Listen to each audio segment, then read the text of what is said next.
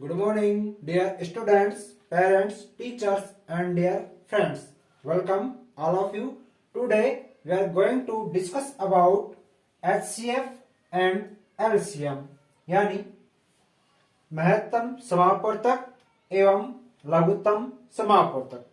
तो पहले हम HCF एवं LCM के बारे में HCF एवं LCM के बारे में कुछ सामान्य जानकारी को जानेंगे कि ये क्या होता है, ये महत्तम क्या होता है, समापवर्तक क्या होता है, लघुत्तम क्या होता है और समापवर्तक क्या होता है। ठीक है, तो चलिए स्टार्ट करते हैं आज का लेक्चर 11 HCF एवं LCM। इसके आज हम जनरल इंफॉर्मेशन को डिस्कस करने वाले हैं। ठीक है, यानी कि इसकी सामान्य जानकारी, इसका अर्थ क्या होता है और इसकी परिभाषाएं क्या होती हैं। ठीक है, तो सबसे पहले हमें जान लें कि जो HCF है उसका फुल फॉर्म होता है हाईएस्ट कॉमन फैक्टर, यानी महत्तम समापवर्तक। ठीक है, महत्तम समापवर्तक।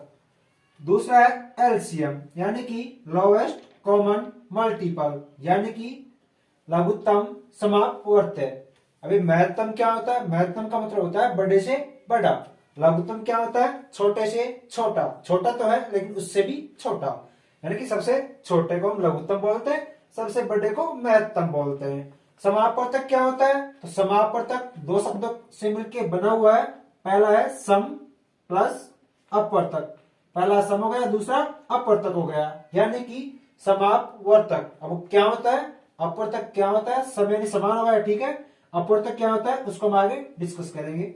उसी प्रकार समापवर्तक, लघुत्तम तो हमने देख लिया कि लघुत्तम सबसे छोटे से छोटा होगा। उसी प्रकार समापवर्तक क्या होगा?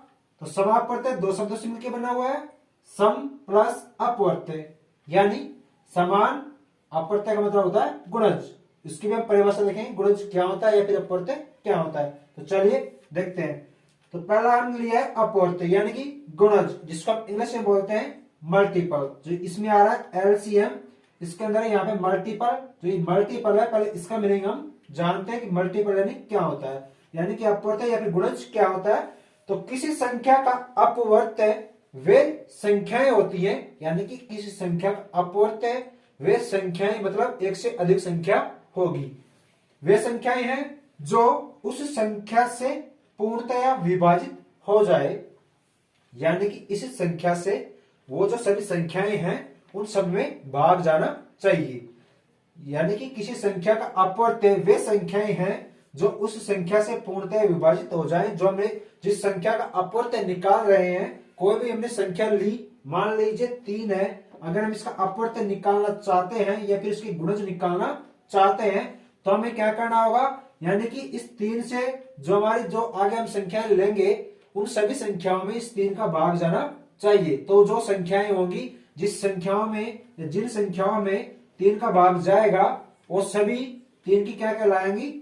अपवर्तक या फिर गुणज कहलाती हैं। जैसे कि 3 का देखो यहाँ पे 3 का भाग 3 में स्वयं में जाएगा, 6 में जाएगा, 9 में जाएगा, 12 में जाएगा, इस तरीके से आगे चलता जाएगा। यानी कितनी अनंत संख्याएं आएंगी जो 3 से विभाजित होंगी, लेकिन जो सबसे छोटी संख्या होगी 3 से विभाजित होने वाली वो 3 होगी। ठीक है, तो 3 क्या है? इसका अपवर्तक है। उसी आगे 6 आएगा, फिर उससे आगे 9 आएगा, फिर उससे आगे 12 आएगा। इसी प्रकार 2 का गुणज या फिर अपवर्तक, यानी कि 2 का भाग 2 में भी जा सकता है, 4 में जा सकता है, 6 में जा सकता है और 8 में जा सकता है। इस प्रकार आगे और भी चलता जाएगा। उसी प्रकार 5 का अपवर्तक होगा 5, 10, 15, 20, 25, इस तरीके से आगे चलता जाएगा, है ना। उसी प्रकार 6 का अपवर्तक 6, 12, 18, 24। ठीक है, तो यह होता है अपवर्तक, यानी कि जिस संख्या का हम अपवर्तक या फिर गुणज निकालना चाहते हैं वो संख्या किन किन संख्याओं को विभाजित कर सकती है। ठीक है, उन सभी संख्याओं को उसका क्या बोलते हैं? अपवर्तक या फिर गुणज बोलते हैं। ठीक है, समझ आ गया होगा। अब चलते हैं अपवर्तक की बारी है कि अपवर्तक क्या होता है, या फिर इसको दूसरा नाम हम विभाजक भी बोल सकते हैं, यानी कि जो विभाजित कर दे। किसको कर दे? देखते हैं। फैक्टर इसको इंग्लिश में बोलते हैं। किसी संख्या का अपवर्तक वे संख्याएं होती हैं जो उस संख्या को पूर्णतया विभाजित करे, यानी कि जो भी संख्याएं दी हुई है उस संख्या को कौन कौन सी संख्याएं विभाजित कर रहे हैं उन सबको हम अपवर्तक या फिर विभाजक बोलते हैं। जैसे दो के अपवर्तक होंगे, यानी कि दो को कौन कौन विभाजित कर सकता है, विभाजित मतलब दो के अंदर किन किन संख्याओं का भाग जा सकता है, उनको हम दो के अपवर्तक बोलेंगे। दो में किसका भाग जाएगा, एक का, ठीक है, एक का तो सब में जाएगा, तो ये जो आपका एक होता है वो सभी का अपवर्तक होता है, दो का तो सब में जाएगा। लेकिन और एक और दो के अलावा और कोई संख्या ऐसी नहीं है जिसका दो में भाग जाता हो, तो दो के अपवर्तकों की संख्या निश्चित हो गई, यानी कि एक और दो ही आएंगे, ठीक है। उसी प्रकार चार के अपवर्तक होंगे एक दो चार, यानी कि चार में एक का भाग जा सकता है, दो का जा सकता है और चार का जा सकता है। उसी प्रकार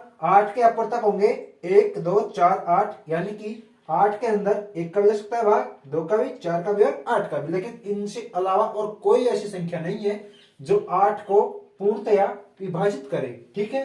तो आठ के अपवर्तक एक दो चार आठ यही होंगे। उसी प्रकार नौ के अपवर्तक 1 3 9, इनके अलावा और कोई ऐसी संख्या नहीं है जो 9 को पूर्णतः विभाजित कर दे।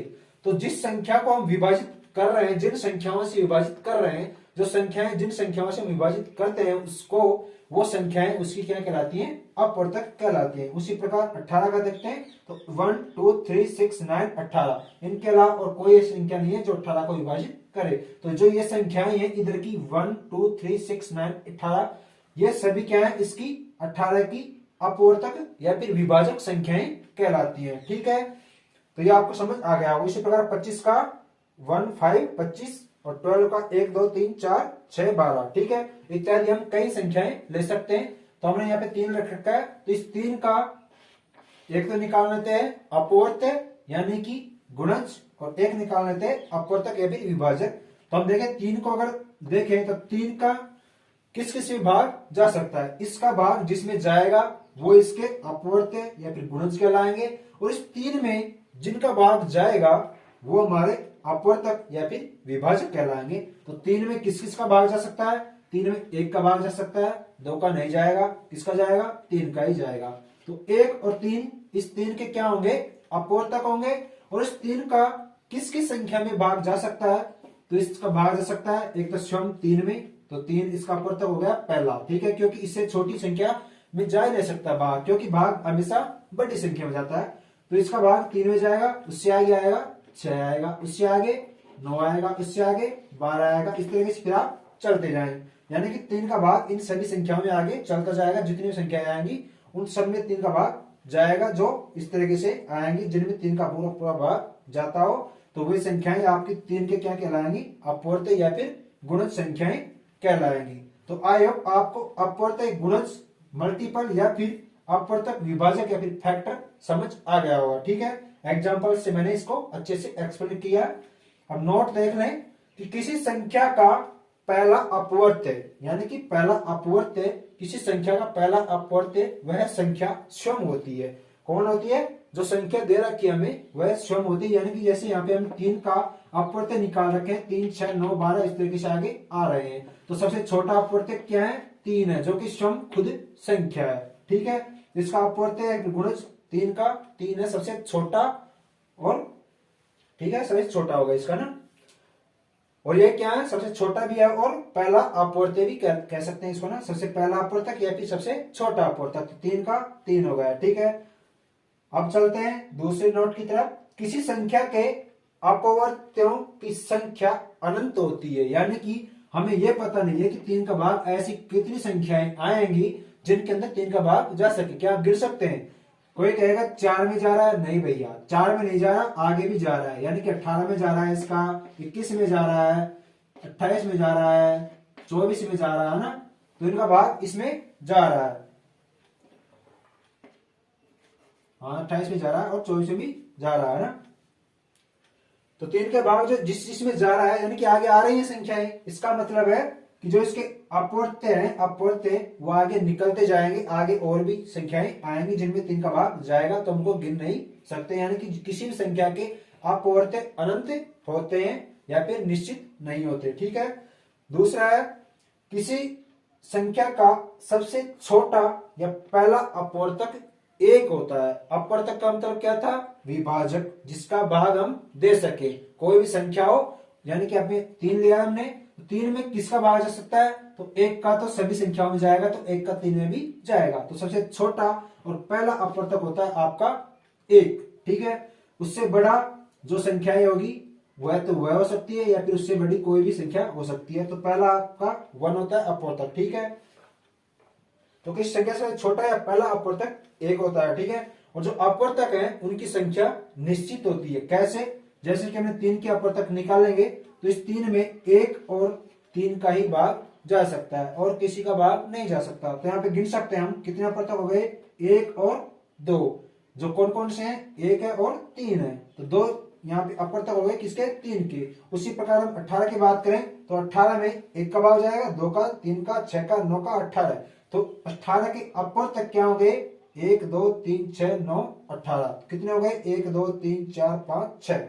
तो 18 के 6 अपवर्तक हैं। इनके अलावा और कोई अपवर्तक नहीं है जिसका भाग 18 में जाए, है ना। तो 6 इसके फिक्स है, अपवर्तक गिन लिए हमने कि 6 है, तो 6 ही रहेंगे, ठीक है।